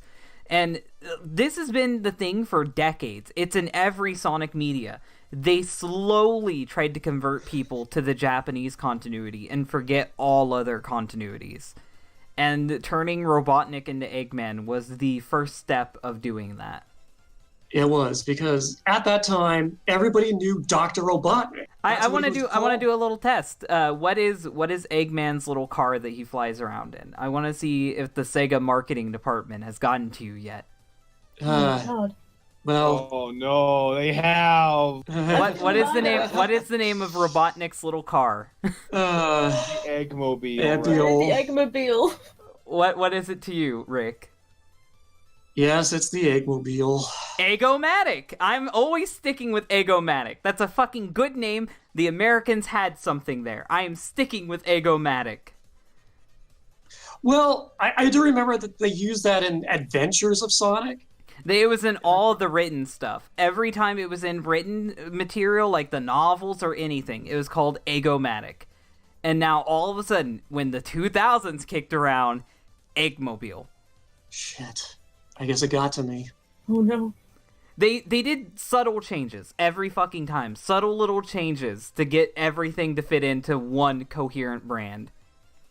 And that just kind of drives my point, how it just seems like Sega Japan was just removing anything involving the Such Western minor property. things. Such minor fucking things. Like, they had to kill everything. Yeah, and it doesn't make sense because Sonic is more popular in America than Japan. It's always been an American idea. It's always been targeted towards Americans. But the thing is, a bunch of weeaboos got into Sonic, which is what I would consider people like Ian Flynn. Weeaboos got into Sonic, and they want Sonic to be represented by Japan because they feel like Japan is the people that would know what to do with Sonic. But Japan gives zero shits about Sonic. As long as Japan is in charge of Sonic, you will keep getting things like Forces, you will keep getting things like Heroes, where you get no fucking plot. You just get no plot. It's superpower teamwork all the time. What gimmick can we think of today? That's what you will continue to get if you keep supporting Sega of Japan over Sega of America, which every idea Sega of America has come up with has hit fucking gold every time. So I guess we talked about the comic books. How do you feel about the games currently? Like, all games. Like, how do you feel about the Sonic games? Well, we didn't really touch base on the comics per se. Oh, okay. Well, keep going. Keep going. I mean, there's so much to talk about. Condense it, and tell us how do you feel about the comics? What made you get out of them if you did drop them? Yeah, how I got out of them. I'd have to say during the reboot, because around that time is when it went through this massive overhaul to the point where it was just not recognizable anymore. It's like this bland storyline, generic looking character designs, and it just wasn't the same anymore. And I kind of feel that was the catalyst to what IDW is today, since it just feels so neutered compared to like classic Archie. Mm-hmm. I'll give you that. The stories are really stilted and boring, and the only time that the writer can try to do anything to impress people is, I'm killing more characters, you better hold on. That's his thing, and I'm like, I see through you. Quit killing people. You see, this is one of my major gripes I have with IDW, because it's repeating the same mistakes. They're killing everyone right now. Everyone's dying. This whole zombie arc, it's so long and dragged out. And it sucks. It sucks because everyone they're killing right now, they're coming back. They're coming back. These deaths don't even matter. Yeah, so what is the point of dragging out a simple zombie arc for a fucking year and a half when we Because know they everybody's can't gonna think of come out anything it. better. They can't think of anything better. Ian Flynn literally repeated the same story 4 times, and that's how the comic began. All hopes of this comic being good ended when the fucking first arc he started literally turned into Sonic Heroes. Yeah, Like, because there's no hope. There's no fucking hope. There's simps out there that fucking love Ian Flynn. They're like, yeah, give me more. But tell me, what's good? What has he done? He steals everyone else's ideas. He steals everyone else's plots. What has he done? Besides kill people. He's spitting facts out here. The thing that kind of sticks in my mind the most is that he was just maliciously evil to the freedom fighters. He's Like, that's maliciously evil to everyone. He just killed Cream the Rabbit. I am really shocked that he was able to get away with that. There's fucking simp tards out there right now. It's going, oh, Simp stories. tards. Yes, simp tards. I'm branding that. That's my new thing. There are simp tards out. Yes, you can. There are simp tards out there right now. It says, Dylan, do you not want suspense in your comic? It's not suspenseful if you do it all the time. The first 3 times you kill a character, I'll be shocked. The 163rd time, I don't give a damn anymore. Quit killing people. Killing a character. I actually like. I'm minoring creative writing. Let me tell you this as a future creative writing minor. Killing off a character it can be done right, but it is also the laziest way to create suspense. That's the only way he can If you're do gonna it. kill a character, as another person doing creative writing and with a published book, don't spill. You have a published book? Yeah. If the other way to no, I'm not talking about it here. The only way killing a character, like take someone like in Game of Thrones, for example, like George R. R. Martin. If you're gonna kill a character, it's got to mean something to the story.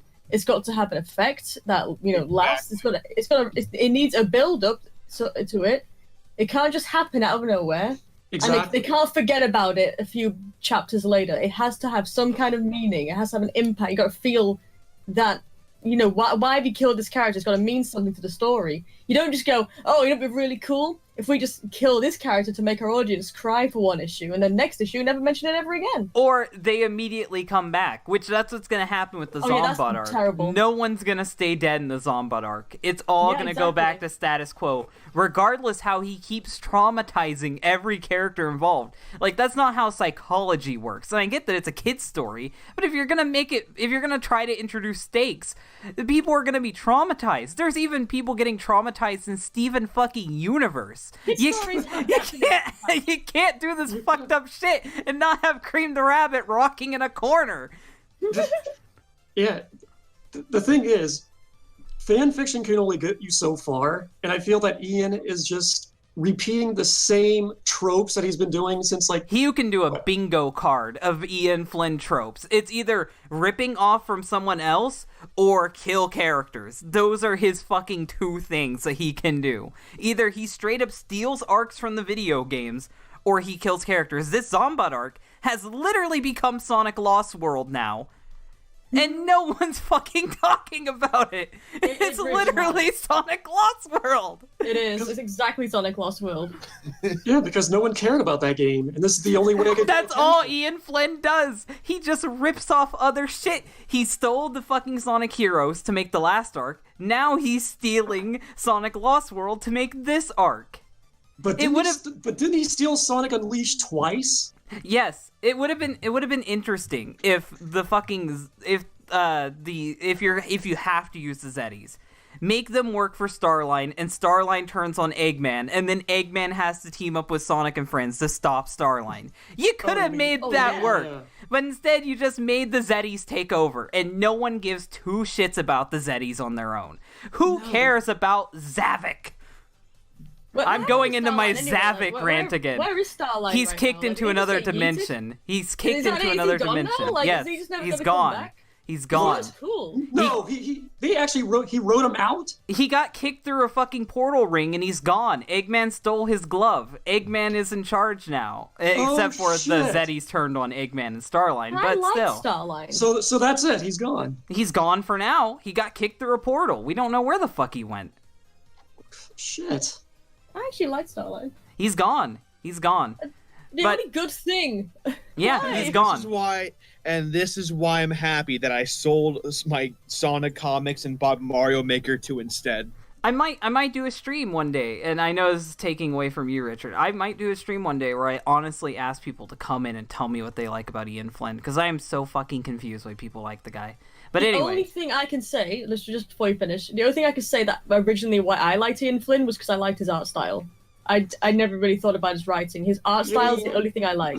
You mean like didn't even Tra- do you mean, the art. You mean Tracy Yardley or Ben Bates? Tracy Yardley, Yeah, fucking it's not even his art. Like Evan Stanley, yeah, Evan the people who Stanley's make got his really shit look Oh, good. Adam Bryce Thomas, I think, did some good art as well. Yeah. But like that was the only thing. Like when I noticed he came into the comics, I thought the art changed. So I was like, oh, okay, this is all right.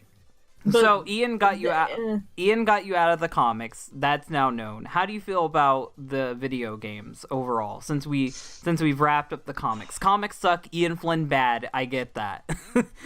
Let's continue before we talk for 4 hours about Flynn. Yeah. And just to put the cherry on top, I hate both Ken Penders and I Ian do Flynn, too. They're so both that- bad writers. That's my middle ground there because both are fucking terrible. We need competent writers in the fucking comics. Thank you. But anyway, let's transition over to the games. How do you feel about the games before we talk about fucking Flynn forever? Yeah. The games, basically, I have an affinity for the original Genesis, trilogy, Sonic 1, 2, 3, and Knuckles, and my favorite of all, Sonic CD, because goddamn, I'm so obsessed with that game. The old CD or the new one, like the Whitehead, because that's the only version I'll play. The new version, because it's remastered beautifully. You could play it widescreen. You could choose between playing the Japanese and the US soundtrack. I'm very autistic when it comes to my Sonic physics, and the physics in Sonic CD original is not good. I don't like how Sonic Was that on controls. Gems They're Collection not. as well? Did Yes. Whitehead do a Gems Collection? No. Okay. The Oh, Gems no. Collection was the original version. Oh no, Oh, it was I a played port. it on there. It was a port Yeah. of the PC port. Yeah, sorry. Yeah, I we're played talking. that version. Yeah, because the re-release was in 2011. Yeah, 11. Yeah. And that version is legit. It feels just like Sonic 1 and 2. It's fucking amazing. That is one of my favorite Sonic games because of that. I hold Sonic CD above Sonic 3. That's I- my own CD personal- for a very good reason. I've always cherished Sonic CD for many reasons, even back in the day, because it was so innovating to see like an animated cutscene in a video game, and the soundtrack itself is just has this very new age / New Jack Swing sound to it of like the mid '90s. Oh yeah, I didn't like the yeah, US definitely. track. The fucking Oh, I love the US soundtrack. I love them both. I love them both. Yeah. the Japanese track is bopping. I can't handle the US one. Well, I like them both as well, but like I started with the US one, so I The can agree US with one you. makes me want to slip my wrist very slowly with how dull I'm gonna it is. play it to you really loudly. I like the US soundtrack. Sonic Boom's a No, banger. the fucking that's the only song that I like from the US soundtrack. The Japanese one Really? is just so bopping. I love Stardust it. Speedway though. You don't No, like no. you don't like Title Tempest? No. Title None of Tempest the Wacky Work the Band, the US soundtrack has not aged well to me. That's the one. I Really? like it. You don't like the US version of Title Tempest? No, I don't like any of the US soundtrack. I don't think I've used the US soundtrack in any of my videos, but I constantly use the Japanese I'm soundtrack. gonna use it in I'm all my using- videos from now I'm on. using it Yeah. now. I'm using the US I'm soundtrack really now loud. just to counter that. I am so Dylan obsessed. Repellent. I am so obsessed with Sonic CD that I actually have the soundtracks on vinyl. I just love how crazy the Japanese soundtrack is. It's just so weird. It's so not Sonic, but I fucking love it. It's definitely a departure from like its signature sound because they were experimenting with like CD quality at that time. It has And then like when- fucking mix tables and shit in it, like fucking record scratches and shit. I'm like, yeah. I love that. It's so Yeah. wacky.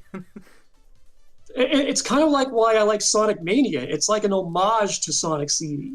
It's kind of like a continuation. I see Sonic Mania as like a perfect mixing of Sonic CD and Knuckles Chaotix. Big levels, And wonderful 3 look. Knuckles. Well, a little bit of 3 and Knuckles in there. 3 and Knuckles is a bit too long for me. I don't like how long the levels go in that game. I mean, if you have to collect like the hyper emeralds and everything, yeah. But anyway, Every- how do you feel about the modern games? Like where like going on down, how do you keep feeling about Sonic? I think the last modern 3D game I legitimately enjoyed was either Sonic Colors or Sonic Generations, because everything afterwards just seems like a hackneyed job that just didn't put much effort into it. Because I see like the passion that's put into like Sonic Colors and Generations, because that's basically like we're getting back to form, we're actually listening to the fans, but then afterwards they just kind of phoned it in, like with Sonic Lost World, Sonic Forces, and it's just not the same, because Sonic Forces is basically a rehash of Sonic Generations, but with a more darker tone to it. If It's you not really can a call dark it tone, that. though. The only thing that people still praise about Forces is the create-a character, and the create-a character isn't even that good. It's not even that good of an idea, because I hate to tell all of you this, the create-a character is not and cannot be canon. So, pointless. No, but I think people like it because gaming nowadays, you do get a lot of character customization just to feel a bit more like you're in the game in a way. Yeah. Like a lot of games nowadays, like every popular game pretty much has a customization segment. Yeah, but usually the games that have like a character creator are doing their own story, or it's retelling the plot of an anime. It's not like, hey, this is an ongoing part of our narrative. You won't get a Final Fantasy game where you hop in as a completely new character. Metal Gear Solid 5 kinda did that, though. Kinda. Metal Gear is dead. Accept it. Whoa, hey now. Metal Gear Solid I am 5 saying that. I am saying that. Metal Gear is fucking dead. Metal Gear's dead now, but when 5 came out or was announced, it wasn't dead. I like But anyway, it. back to Sonic. You don't like the games anymore. And the thing that really irks me to the point where I just want to scream at Sega is that they're destroying their own characters. I mean, why is Tails relegated to the sniveling coward that won't help his friends? It's like, oh, I'm so helpless now. I mean, how do we come from like, I'm strong, I'm courageous, I want to help, to like, oh, I can't Well, the do reality this. of it is, and this is in every part of Sega, they have people writing for Sonic that doesn't know who Sonic is. They don't know who Shadow is. They don't know who Tails is. None of them. When you see things like Shadow not even popping his inhibitor rings when he's in danger, Tails cowering and hardly ever using his technological prowess, when you see things like Amy now all of a sudden being strong and assertive when she didn't even have a character arc to bring that character into play, like, these are people who don't know the characters and don't give a damn. They're doing their own thing, and you need to get used to it. That is the current writing staff on any of Sega's shit. The people who are writing the games never knew who the fuck Sonic was before this, didn't care about Sonic. They shouldn't have been writing to begin with. The people who are writing for the fucking comic book are people who made shitty fan fictions where characters kept dying all the time, and that's what's happening now. So it's a bunch of hacks. Sega is hiring hacks that shouldn't have any fucking thing to do with this franchise. But I guess Sega doesn't like making money. I guess Sega just doesn't like making money. Because the second they actually fucking do something competent, Sonic Mania blows up and fucking dominates. And there'll be 50 fucking retards in the comment section going, oh, we don't need classic Sonic, Dylan. Well, classic Sonic fucking owned every modern Sonic game in the past 15 years. Fuck off. Can't argue with facts. No, all they care about is like stupid memes and being self-aware of how bad they are. It's just a joke. No one fucking knows how to run this. If it was my fucking option, everyone would be fired.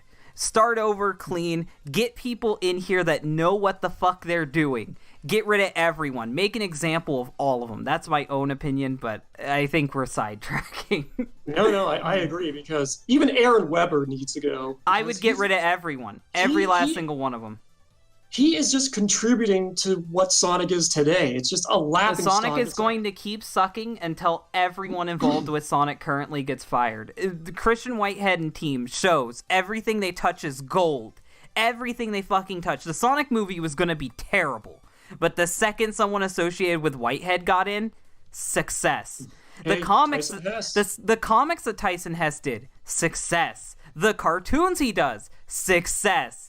If Sega really wanted to make money, Tyson Hess and Whitehead would be running everything Sonic. The thing about Tyson is that he has like the golden touch. I mean, everything he does with Sonic becomes successful, and it's just incredible and even baffling why Sega doesn't fucking hire him. They don't want to make money. That's the fucking reality of it. Sega doesn't want to make money. Sega wants to do what Sega does. I kind of like how we kind of dodged like the elephant in the room, like Sonic 06 and Sonic Boom, because I mean, we all know what you think of that. But go ahead. What do you think of those? I just like they're bad. Well, I like 06. Well, Danny's wrong because she's a woman. But yeah, well, how do you feel about it? Whoa. That's a whole conversation of its own there. It's okay. I'm used to it. Wow. Okay. Women. Yeah. Women, Where's the- right? Where's the gif of women that I? But how do you feel about the two most infamous things in Sonic? That being 06 and whatever else you said. Sonic Boom. Yeah. Sonic 06, I remember it had so much potential when the 2005 trailer came out, because it was supposed to be touted as like the reboot of the entire franchise to celebrate the 15th anniversary of the franchise. And then it's like, I personally got pissed off when I found out they're using a human princess instead of Princess Sally. That was the one thing that tipped me off initially.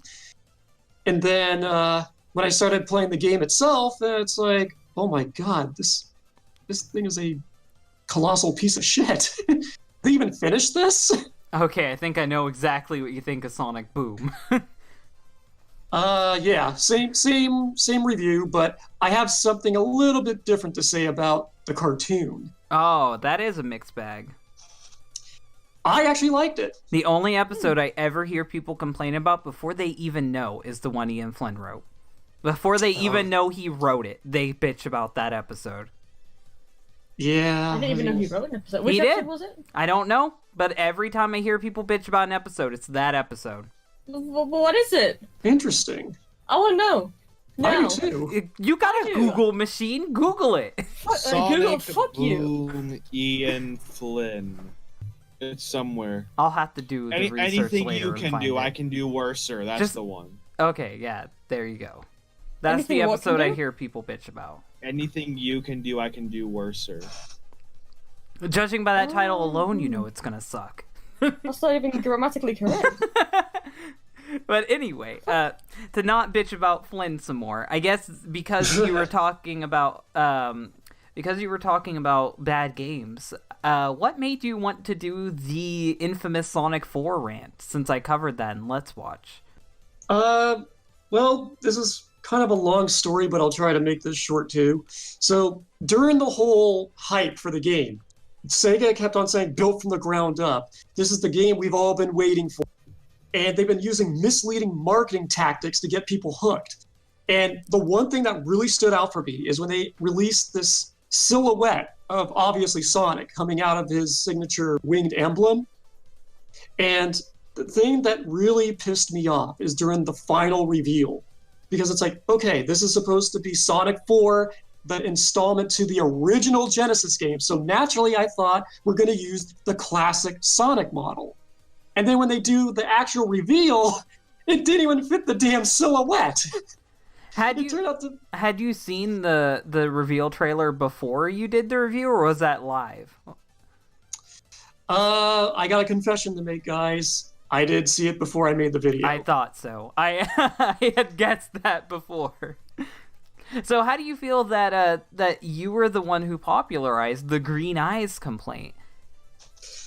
That's still one that gets thrown around. People bitching about his green eyes. Chris gets the fucking blue arms rant. You get the green eyes.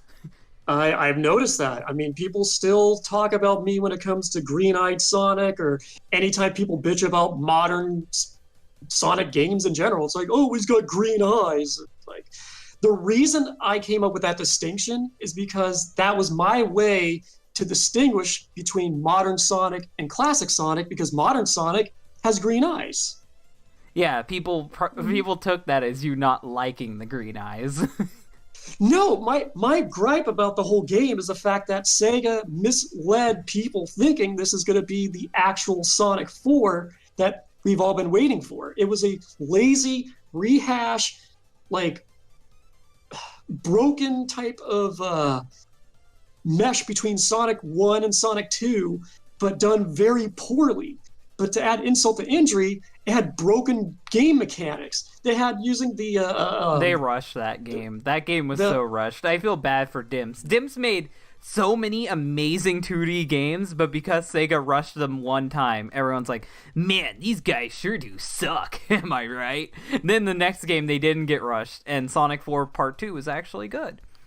It was, and I'm really ashamed that I didn't do a video about that because it was actually good. Because they're good. Improvement. They are good fucking game developers. They made all of the Advance trilogy. They made Sonic Rush, all of those. That's right. They did so much good shit.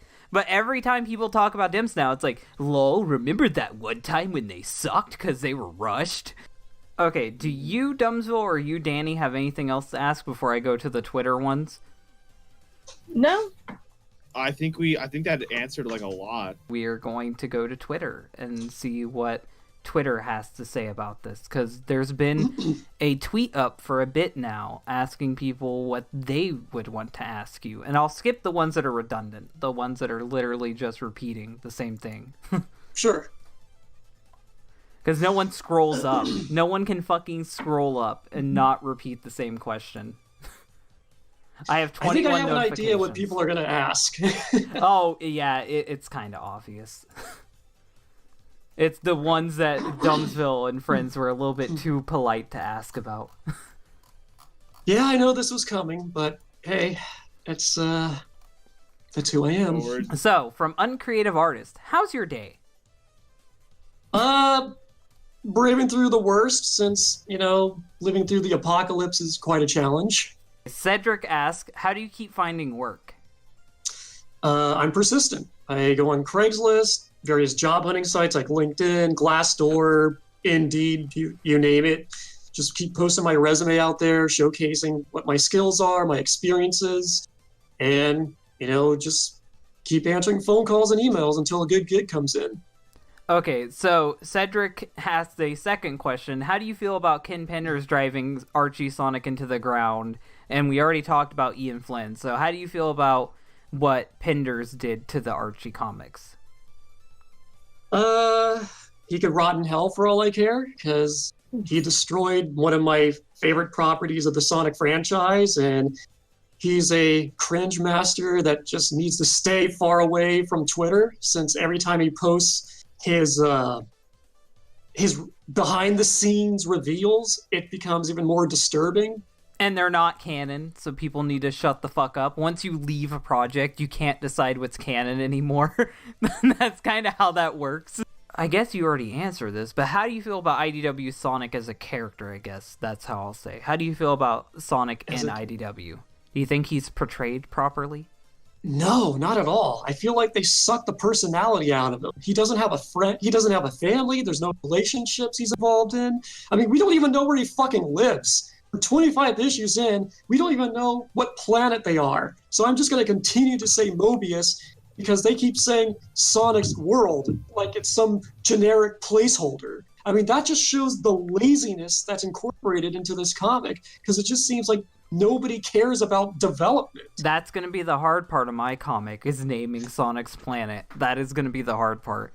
But how does it feel to be mocked by most people online from Cynical Shithole? What a name. Well, when you endured such abuse for such a long time, you just learn to accept it, because you're just going to pose your opinions, your assessments on things, and if people disagree, then, oh well, that's their problem. But I think over time you'll learn to be less egotistical and assertive because everybody has their own perspective on things and opinions. You just got to make sure on how to present them. Okay. Evilbot asks, what is your hatred for Reboot Sally? Well, this kind of goes back to why I hate the reboot of the entire comic, because she represents everything I hate about what Flynn did to her in the pre-reboot series. And I don't want to go graphic because I'm not even sure if this is even confirmed, but these are just theories that are floating around. But the fact that she got roboticized and weaponized and basically lobotomized, that just seems so fucking malicious to me.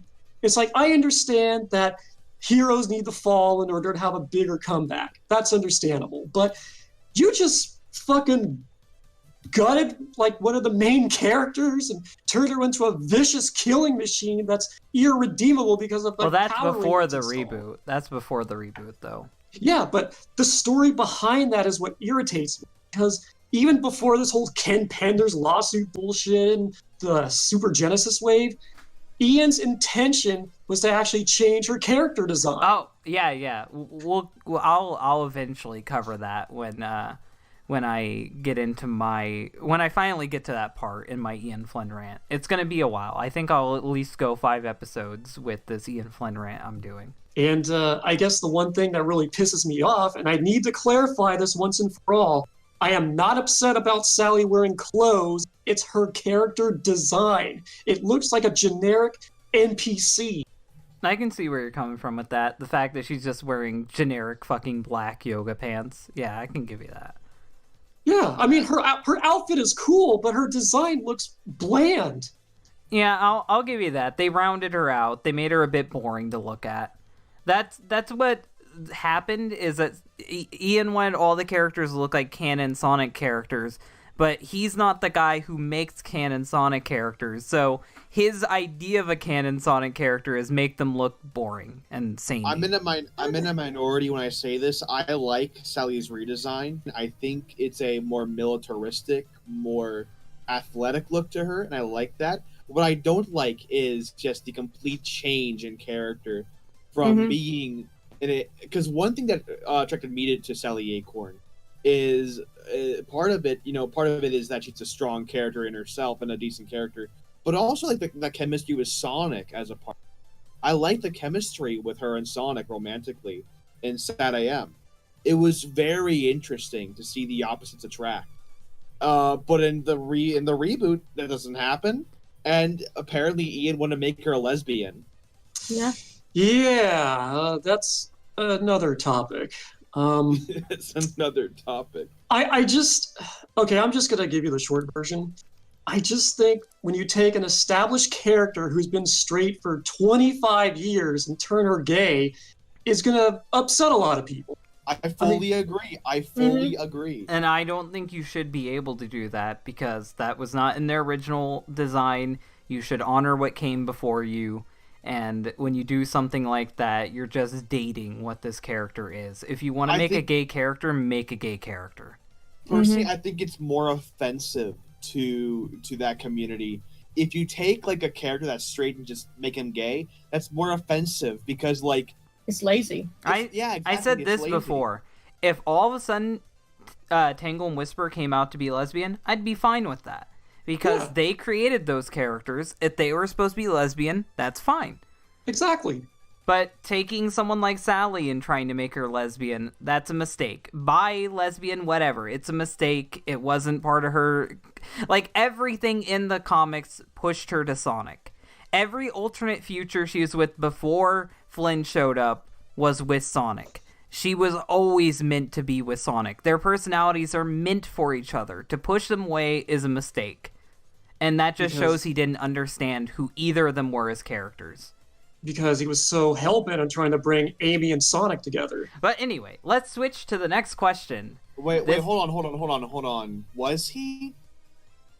He was, and I will get more into that when we get to that in my Flynn review. So let's not talk about it here. Eventually, I will keep bringing it up. I brought up the first seeds of it in my first Flynn review. If you haven't seen it, go watch it, Dumbsville. But this is from Plague Devil, and it is Danny Milk ? So I'm assuming that's at Danny. What? What? Oh, Now we get one from Psycho the Frog, CEO, whatever. Considering the people from Sake of America who changed Sonic for American audiences through the tone of TMT is what they wanted for Sonic, don't you think that this should play a bigger part of the series, considering how both turned out in the early 2000s? is that for me? Yeah, apparently. I guess they're saying, do you think Sonic should be ridden like he was during the during the 4Kids run? Do you think he should be ridden like that? I guess that's what they're saying. I guess if we're talking about the Sonic X era, Yeah. I guess I would prefer the Japanese version, and that's the only time I would, since the 4Kids version is just garbage. I think they were asking about the 4Kids version. Yeah, it's complete trash. Okay. Never ever revisit that style. Oh yeah. Killstardo asked, why did you have Sally eat a spider? Okay, so when it comes to furry roleplay, in my perspective, I like to have animal characters have their animal instincts still intact. So, chipmunks eat bugs, so I thought it was cute.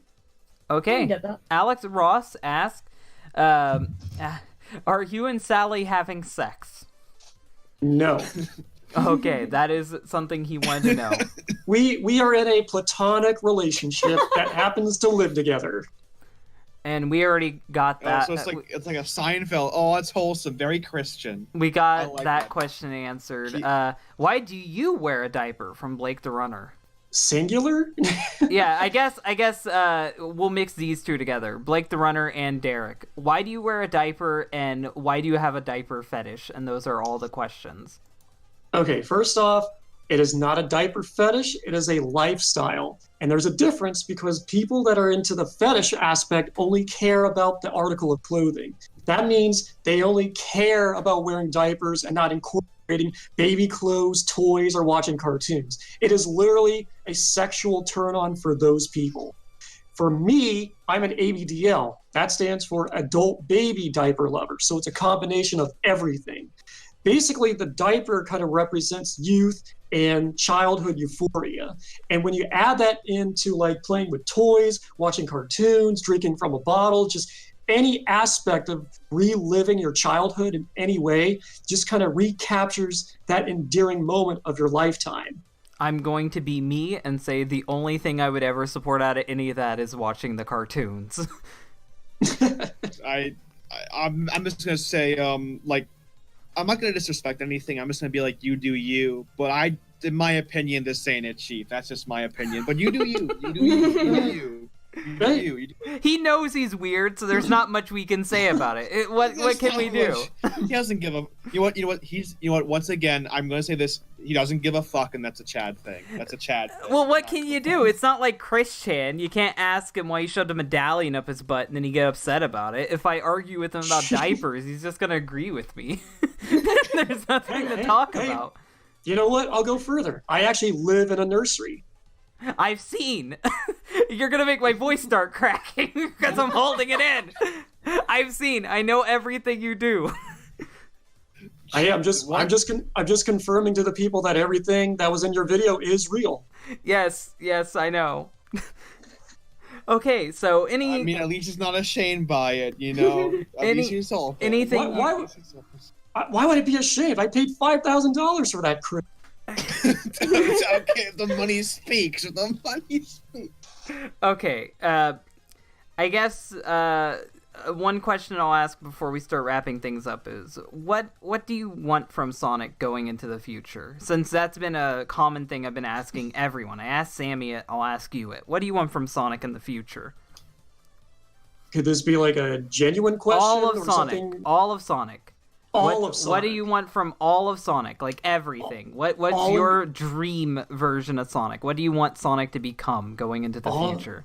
Oh damn! So all encompassing then. Okay. I just want him to be good again. Just to be blunt. I mean, he was off on a good start in the early 2010s, but just kind of tapered off. But if I really had it my way, I would just bring back the Freedom Fighters, resurrect Sadia, bring back the Archie Lord. I miss quality.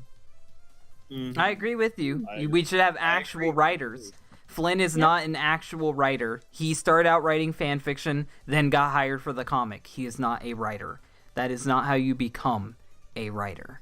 That's true, because he was badgering the original writers and those Sonic games. He was not qualified to write the comics, and he has shown it. He has shown it every time he's written for everything. He is a bad writer, and I will agree with you on that one. But is that all? Is that all you have for Sonic? Is that what you want? You don't have any, like, field goal, any ideas?